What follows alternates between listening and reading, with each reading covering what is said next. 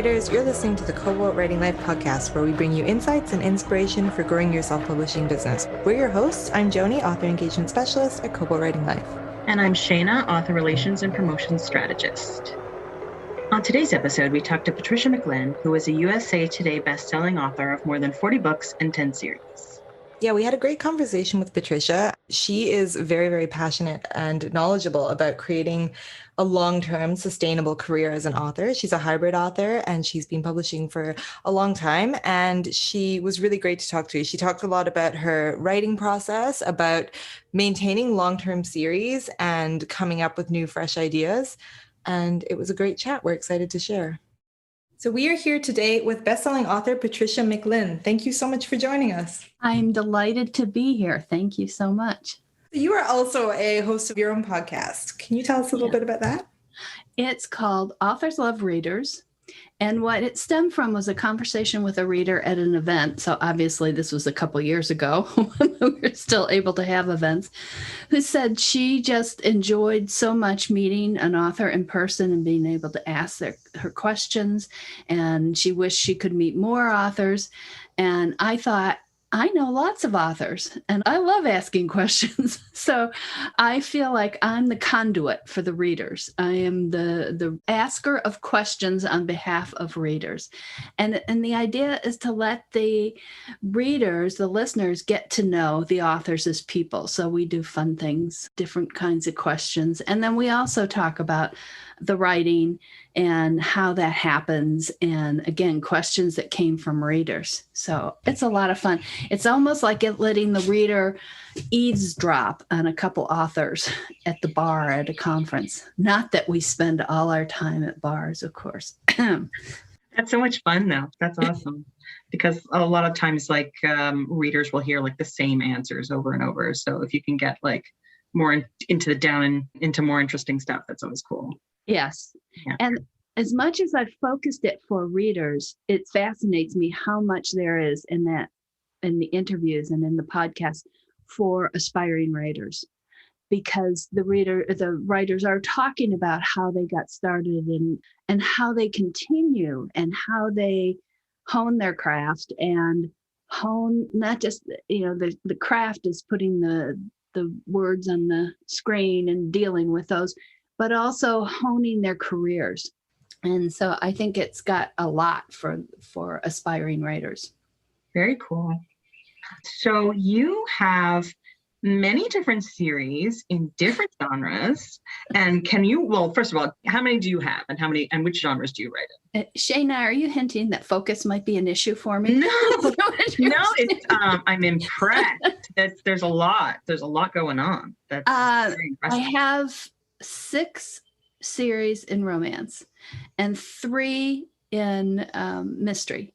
I refer to one of them as a trilogy to be because it's got 2 books. No, 3rd one is coming. It's coming, but it is a trilogy to be. So, and then I have some nonfiction, and then I have some historical fiction, and then I have some women's fiction. Yeah, focus is an issue for me. Let's just face it. Did you ever consider, because some authors use pen names for different genres, because I'm guessing there is a theory that readers will get confused if they see suddenly an author's name that they know as a romance author, and then they suddenly see them as writing a mystery. Did you ever consider that yourself? I actually tried. The first 2 mystery books that I wrote were traditionally published, and they were under P.A. McLinn. And under the theory that more men might buy it that way. Didn't work. They didn't. And I was getting comments from some readers going, oh, somebody's using your name. So, well, it's me, but thank you so much for being concerned about it. And I bought back those books from the traditional publisher to bring them out myself, because at that point I'd started on the indie journey and knew that I could do well with them. I didn't know quite how well, but it's been a pleasant surprise. And I decided to go with Patricia because the PA was kind of a pain, having 2 names. And I did not have 2 websites, but trying to do it within, separate it in the website. And I thought, I just don't need this in my life. So I did it as Patricia, and the great thing is a lot of guys have found the books and really enjoy them. That's a Caught Dead in Wyoming series. So I know a lot of people say you have to have the different names, and I have not found that. I might have benefited from coming from romance to mystery, because the romance readers, by and large, tend to be more eclectic. They will read in other genres. Mystery readers tend to be more strictly mystery.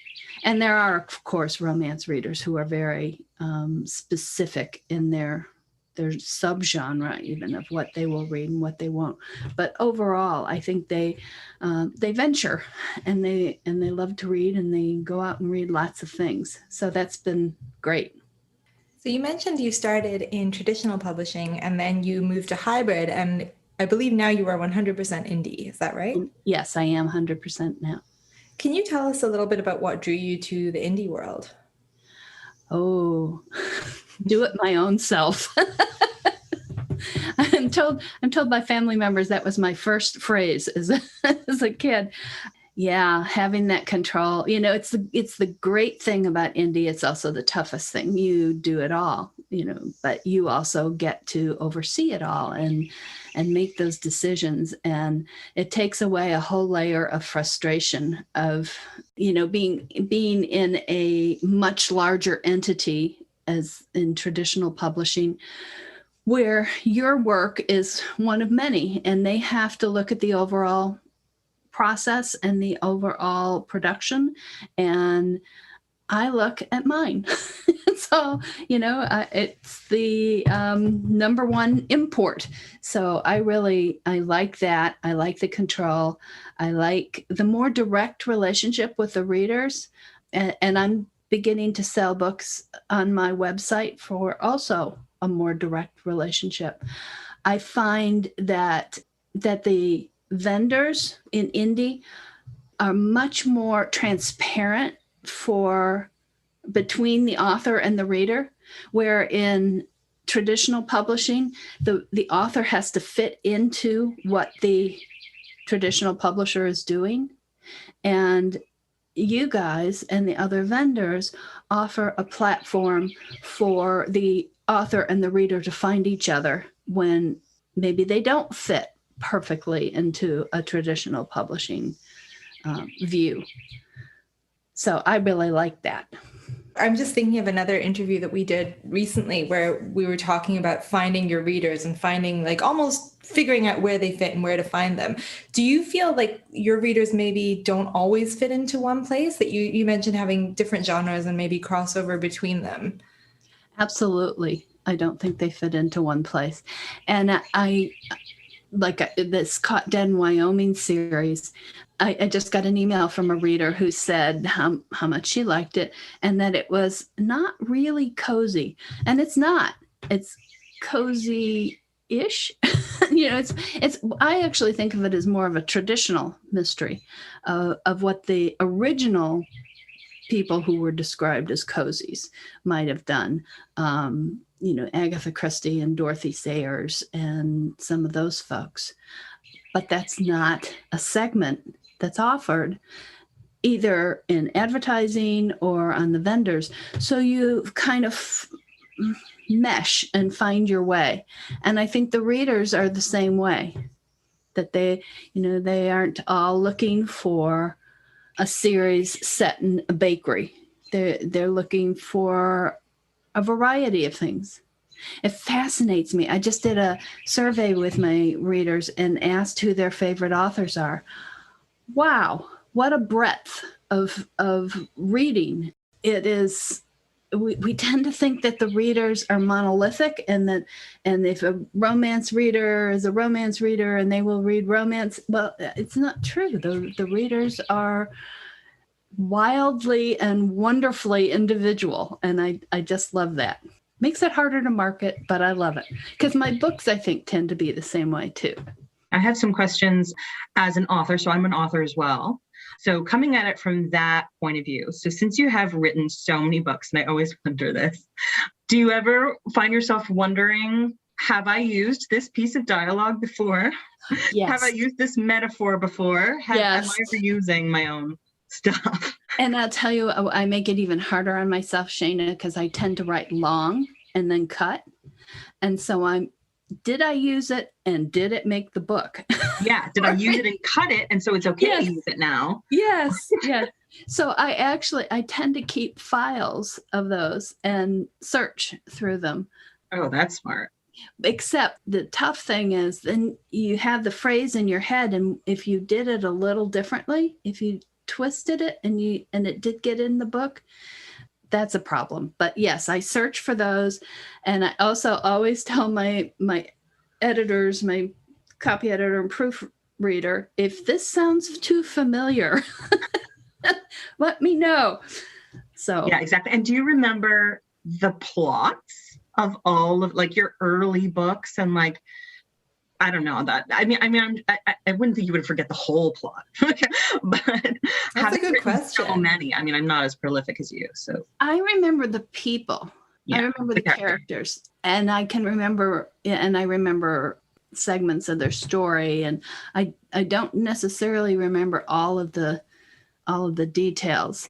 But one of the things with being indie too is you go back and you refresh the series, and if I have a big promotion coming up, we try, my main assistant and I try to go back through and go through the book descriptions and back matter and all that and make sure it's up to date and working. So that helps refresh. And it's like, oh yeah, hey, wonder what you're doing now.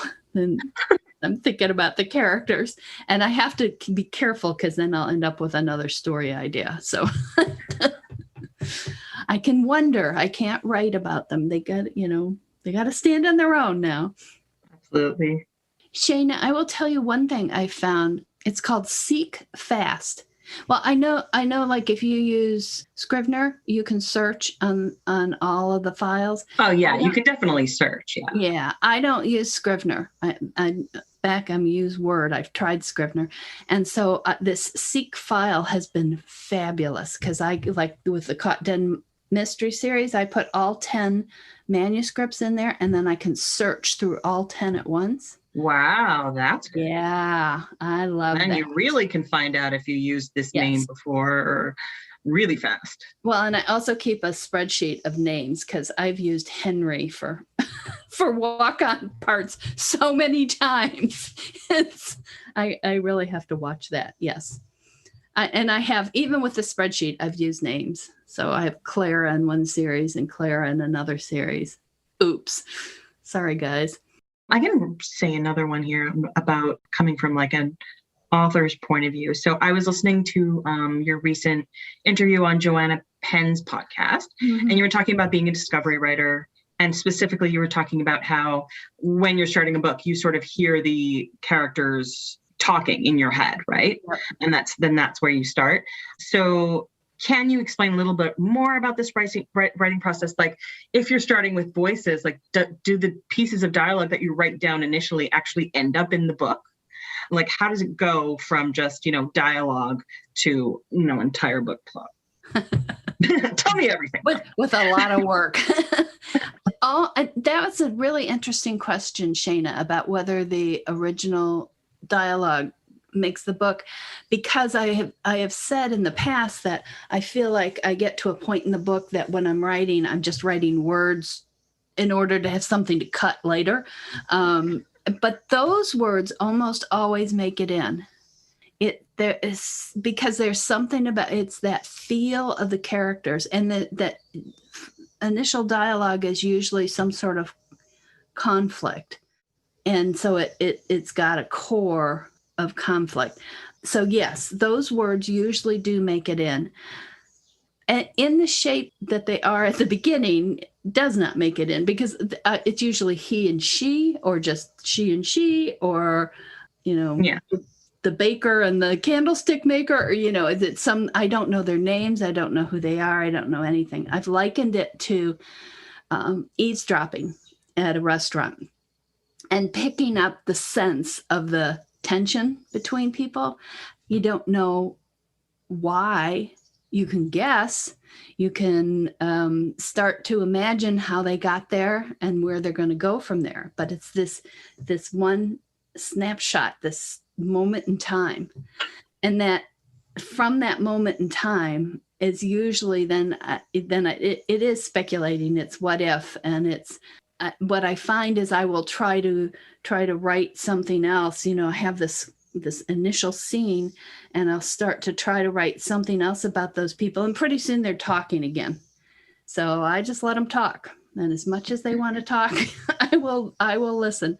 And those early bursts of dialogue are usually very central, very core to the book. And then I have to do all the other stuff. That's really interesting, though. That's because I don't write that way at all. Like starting from dialogue, it's very interesting. I like that. But so you also said in that same interview, these are my follow-up questions, that you write out of sequence. Yep. But that you don't plot ahead of time. So if you're writing out of sequence, you're writing a scene later in the book, but you haven't plotted it. So then how do you know, how they're relating to each other this late in the book if you're not, you know what I mean? How are you doing that? That seems like, I don't know. I don't know how I do. I guess I have a kind of a feel for the book, but that feel can be really dangerous too, Shana, because I keep thinking about, I had one of the books, again, in the Cotton Dead in Wyoming book, where I thought not only was I perking along and knew what was going on, but I was ahead of schedule. I am never, ever ahead of schedule, but I was ahead of schedule. And I'm writing away, and the guy I thought was the murderer ends up dead in a scene. You just accidentally killed him. He was a goner. And, non-writing friends say, well, just make him not dead. Yeah, and Shana is shaking her head. You can't do that. They're, that happened. They're dead. Yeah, I that's don't like have when a murderer. People used to ask J.K. Rowling why he had to kill off Sirius Black. She was crying. I think it was her husband. She was crying because she killed off this character. And her husband was like, why did you have to kill him? And she's just like, look. Yeah. You cannot. It's just. It's there. Yeah. And you can't get around it. Yeah. So how do I know? I think some of it, I tend to think I've internalized a lot of story, partly from writing for a long time, mostly from reading forever, from little tiny bitty kid and all that absorption of story. And you just have a sense of it, but then you're also surprised. And if I'm not surprised, I'm bored. So I have to be surprised, and that's why I don't plot. If I have tried plotting, my brain says, we've done this, let's go play with something else. And I'm lost. So. Gotcha. See, now I feel like I'm the person sitting in a bar listening to writers talk about their craft. I'm curious. Where's your margarita, Joni? I know.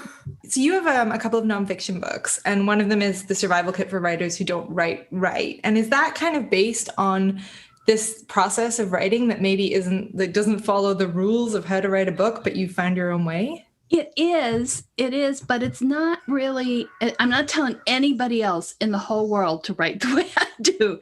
I refer to it's part revival meeting and part tips, because the first thing I want the book to tell people is the way you write is the way you write, and how, if it's producing words and it's getting the stories from inside your head onto the screen and into paper or ebooks where other people can enjoy it, that is a great process. And there's a lot of pressure, entirely well-intended, for people to plot and to follow this method or that method. And it's usually because it's worked for the person who's extolling it. But it can derail people. So I want people who have a less standard way of writing to have that support and the recognition that they can have a career. They can write books and have a career doing it the way that they do it. That you want to keep honing your process and you want to be open to improving it, but you also want to protect it.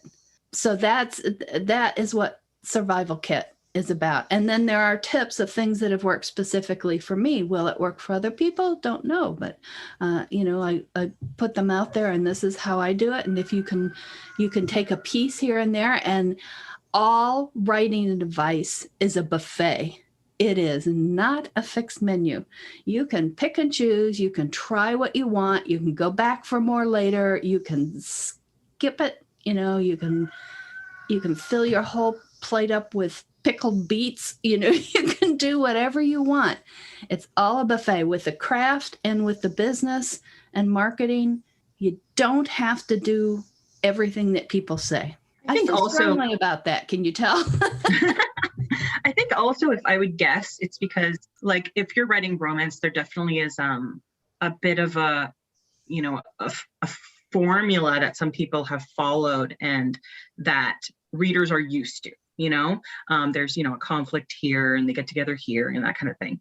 And some authors are good at, they just do that automatically because they understand that that's how stories work, and they do it without having to plot it out. If you've already internalized it, or if you're just really good. And then others who have no experience with this at all can, because books that are not plotted ahead of time can often have a lot of problems in that they seem really long and dragging. And why is that? Well, it's because maybe you didn't put any conflict in kind of anywhere. But if you've already internalized all that, and it's obvious to you, because sometimes when I'm reading books about writing, I'll be like, oh, well, I'm already doing this and this and this. So that's good. I'm just going to skip this test. Because sometimes it just comes, some things come natural and are just obvious to someone who, who's interested in, writing. But yeah. And I think that's really interesting, Shana, because I think a lot of times those of us who have taught writing or speak about writing, that we are not always the best at explaining what we do the best, because it comes naturally. So I don't think I'm particularly good at telling people how to write dialogue. I can tell them why it's important. I can tell them, go out and spend 15 years as a journalist taking notes and for quotes from people, and you get a feel of the rhythm and how different people speak and all that. That's, not particularly practical. And I think that I'm probably better at what I've had a great deal of difficulty with was coming up with a plot structure that worked for me. And you do have to have structure. That's the bad news, but you can come to it second. You don't have to start from structure and write into the characters. You can start with those voices. But as you write out from the voices, you are absolutely right. You need structure or it's going to be a mess. Yeah. So you have to do it at some point. Yeah, for sure. I definitely understand not being able to explain. Sometimes I do beta reads for people, and sometimes with dialogue, it's just can you just do this better, this part? This sounds like, I don't know. This is robots. I don't know what's happening. It just fix this. Yeah. And you can't say exactly why, but it just doesn't sound right. That's yeah. I think a lot of good writing is intangible. Some people are just phenomenal writers, and you can't really say why exactly it's so good. It just works so well. Yeah, it's just what makes it difficult to teach, I guess. I'm curious, as someone that's been writing for a long time and presumably has a pretty established process, and when you do this podcast and you talk to other authors, and or I assume you're also hearing from other authors that have read your books, do you ever take tips from other people and apply them? Is there anything that you've heard that's changed your process at all? I'll tell you a mechanical thing, a specific thing was from my friend Dale Mayer, who told me that on Word, you can create headings, which I have a tendency to start using something and not bother to read the instructions or learn any of the stuff. I just dive in and see if I can figure it out myself. And so I didn't know a lot of these tips and tricks. And that has been fabulous for moving pieces around, because when you don't write in sequence, you have things in the wrong place. And sometimes I usually keep them in a separate file and try to keep one file of the manuscript with the core of where I think the timeline is, but pieces fall in there, and I'll be writing one scene and another scene pops up. So I just start writing it. I'm not letting go of any of those pop-up moments. And then I can create a heading, and then by using the heading, you can click and drag the heading and it takes the whole section wherever you're going in the manuscript. I love that. Thank you, That's Dale. amazing. Yes, yes. I don't think anyone fully understands Word. It's often when you're trying to create an EPUB or something, suddenly it's like, if you've set up Word this way, I'm like, I don't even know you. What? I don't know. I will tell you, Shayna, I decided that they didn't need to know a lot of things about me. So at one point I told them that my native language was Portuguese. And you get some really interesting warnings and stuff. And you're going, yeah, this looks really scary, except I can't read it in Portuguese. And it's still working, you know? What the heck? So switching gears a little bit from craft into career, I guess. Something that's coming up a lot, I think we're seeing in the indie community more and more, is it's still a fairly new business. Like the people that have been in since the beginning, it was maybe 2012. So it's still relatively young. And I feel like a lot of the authors that were really successful during that gold rush period are starting to think more long-term. Like they're starting to burn out. You can't release a book every 8 weeks for that long. I know this is something that you're quite vocal about. Do you have any tips for authors on making a sustainable, long-lasting career work? Being stubborn never hurts. Truly. And you said 2012, and I actually put my first book up with vendors in 2010. And I tried a website before that, direct to readers. I still have that URL because if you vendor guys go berserk, I have this backup. So, yeah, I think one of the things to recognize, I think people get myopia and they're looking at, oh my God, I have to do 12 books a year. I have to do a big release. I have to have a release plan. I have to have a huge marketing plan. Each book is the most important. And when you get more books and you have a new book come out, you know, it's 1/60th of my body of work. It's important because I love the books, but it is not the end all and be all. So my major tip would be where you set your horizon. And I think people set their horizon too close. So I think you have to stop and think about, do you want to be writing in 30 years? Do you want to be writing in 40 years? Do you want to have a career? And those can be two different things. You can be writing for yourself and for fun and doing it now and then, and that is perfectly legitimate. And I think a lot of people who would be happy doing that, some people who would be happy doing that are dragooned into having, I got to have a career. I got to do it this way. I got to have this ranking in this place. And so the first thing is keep that horizon long, but also be really honest with yourself. Try to recognize what you want and what is success to you. And for me, the success is being able to continue to write and support myself. I'm not looking for the big, mega bestsellers. I almost think the mega bestsellers are harmful to a career in ways because it limits you on what you can do next. And there's so many examples of authors who have been so paralyzed by their own success that they have trouble writing the second one. Yes, Shayna, absolutely. Yeah. I have not had that worry. So I'm grateful. Thank you. So you can keep going.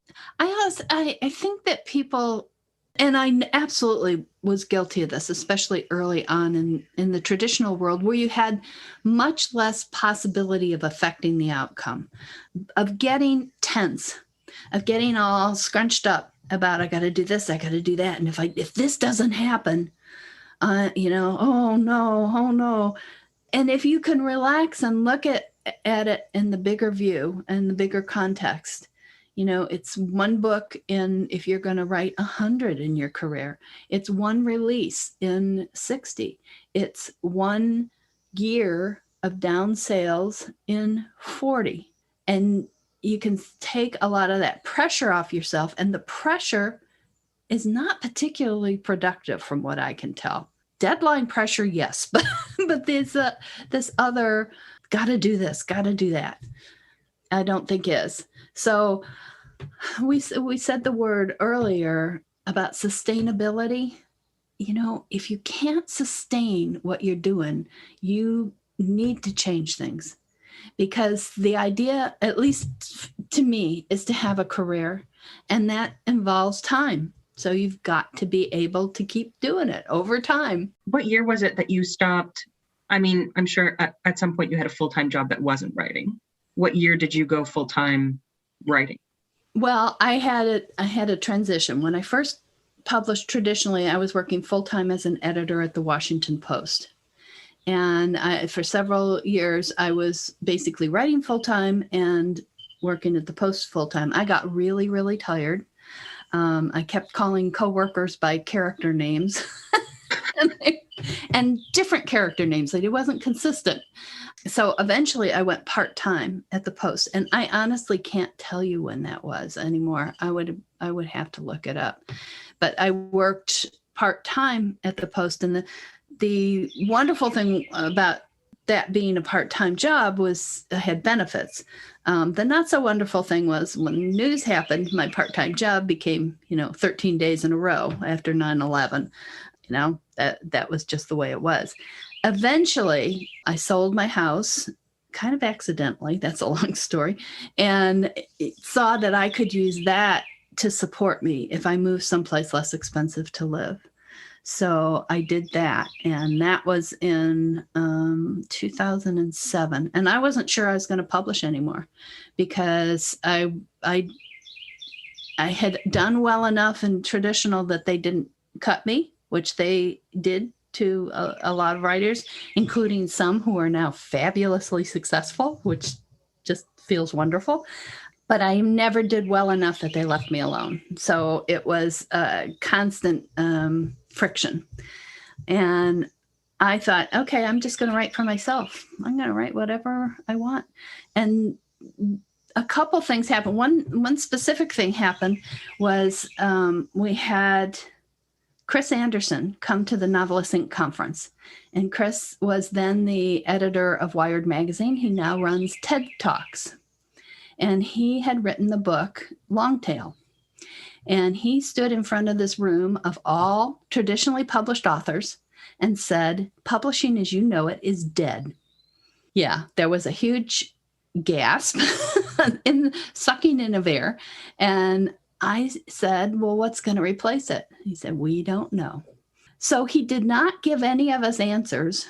But what he did was make all of us alert to pay attention and to watch what was coming. And I know that several of the people in the room that day, including me, were very early into the indie books. And it's because of that talk. And that's why I'm so vehement. And you mentioned being on the Creative Pen podcast. And I didn't have a chance to say it on that podcast. We should be on our knees thankful to her for what she's doing and looking at the futurist information. She is gathering it for us. She is our signpost out there, telling us what to pay attention to, putting it in our heads so that it triggers as these things come closer and we're prepared for it. It is a tremendous service. And I know some folks say, oh, I'm not that interested and I don't want things to change. Well, tough. It's going to change. Doesn't matter. You not liking it, closing your eyes to it isn't going to stop it. The only thing that you can do is pay some attention.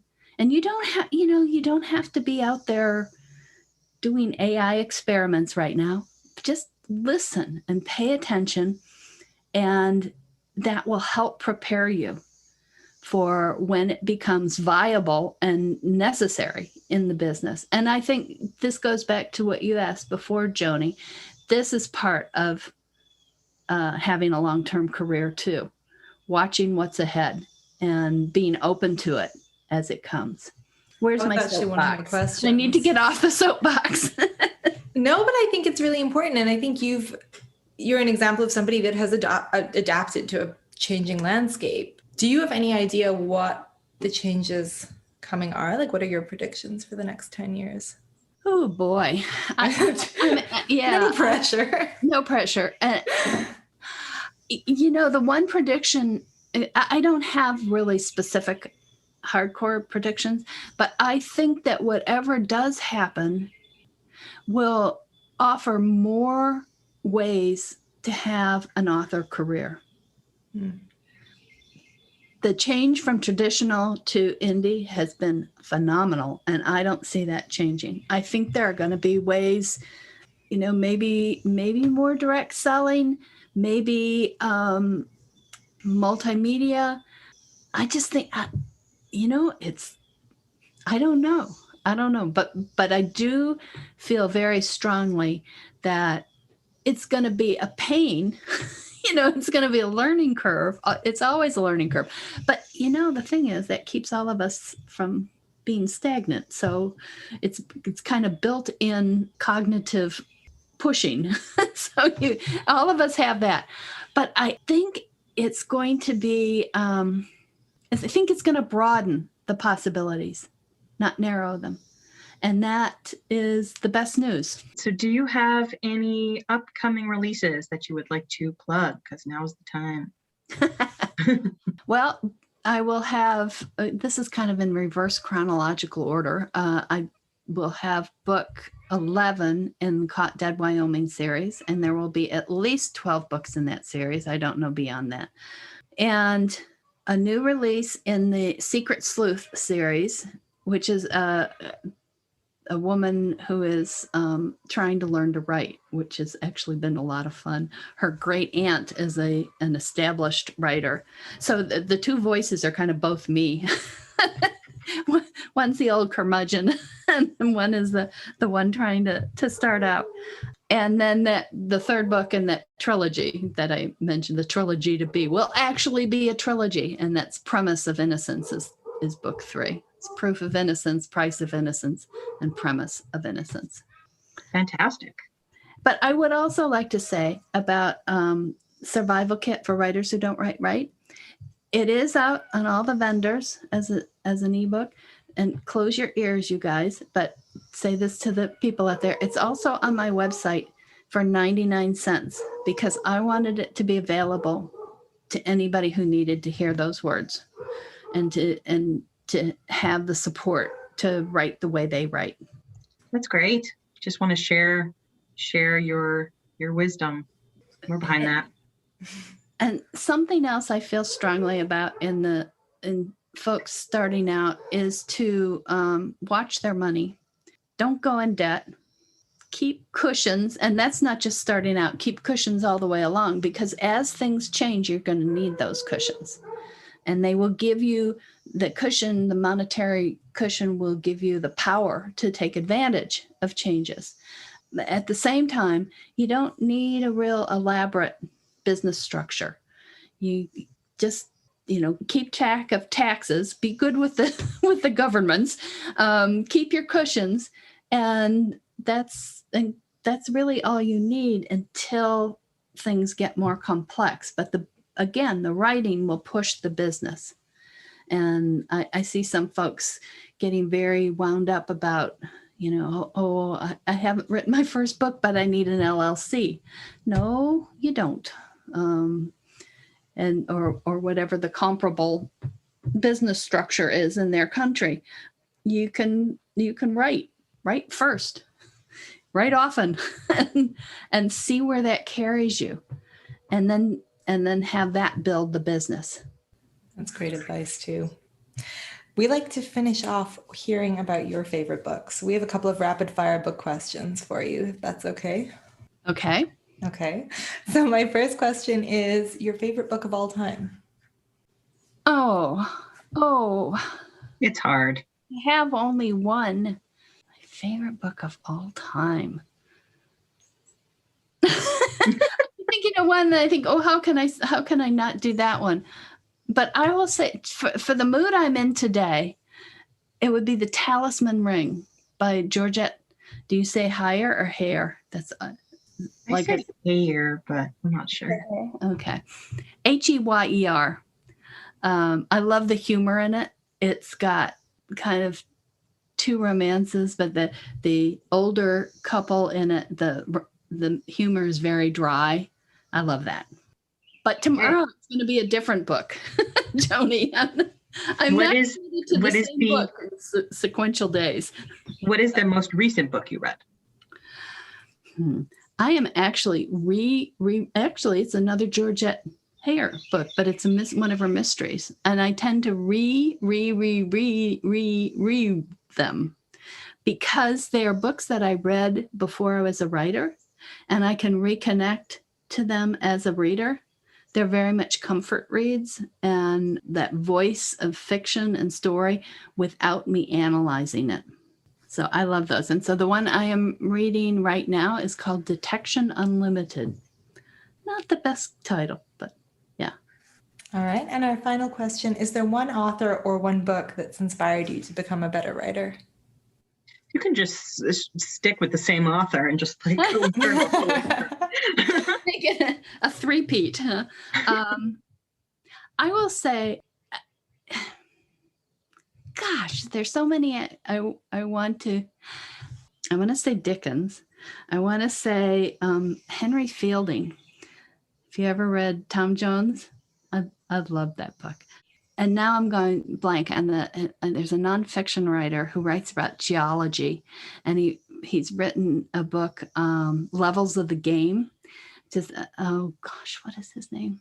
And it's a nonfiction book, and it starts with the first point in a tennis match, and it ends with the last point. And in between, he talks about society basically and changes. And it's Arthur Ashe playing, and it's kind of the shift in tennis. And he is a writer who can interest me. And I love tennis, so that was how I first got involved reading him. But subsequent books, like he wrote a whole book on orange growing. I am not particularly fascinated by orange growing, but I will read his books, and he can draw you in and be interested in what you're not interested in. Is it John McPhee? Yes. Thank you. Oh, yes. Yes. And I think that is to have the ability, there's one thing to write stories that interest people who are interested in those kind of stories, who love those kind of stories, but it's a whole nother level to take a topic that the reader is not interested in and still grab them.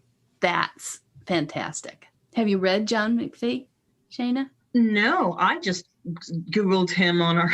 I just searched for him on the Kobo site while you were talking and found the author. I recommend Levels of the Game. I think it's fascinating, and it has some relevance, now too, because you had this Arthur Ashe, a black tennis player who grew up on public courts, and it was his opponent had come up through the country club system, which was prevalent at that time. And it's not one guy's a good guy and one guy's a bad guy. It's just the differences and all shown through a tennis match. I just think it's amazing. But there are a lot of other books too, you mean people who would only let me have one. I know, we could be here all day. No, that's great. We will link to those for anyone that's interested in reading them. Thank you so much. This has been really, really interesting. Thank you. It's great to talk to Shana and Joni and to all of you out there. Thank you for listening to the Kobo Writing Life podcast. If you're interested in picking up Patricia McLinn's books, we will include links in our show notes. If you're enjoying this podcast, please be sure to rate, review, and subscribe. And if you're looking for more tips on growing your self-publishing business, you can find us at KoboWritingLife.com, and be sure to follow us on socials. We're at Kobo Writing Life on Facebook and Twitter, and at kobo.writing.life on Instagram. This episode was produced by Joni DiPlacido and Rachel Wharton and co-hosted by Shana Krishnasamy. Editing is by Kelly Robotham. Music is provided by Tearjerker, and huge thanks to Patricia McLinn for being our guest today. If you're ready to start your self-publishing journey, sign up today at kobo.com/writinglife. Until next time, happy writing.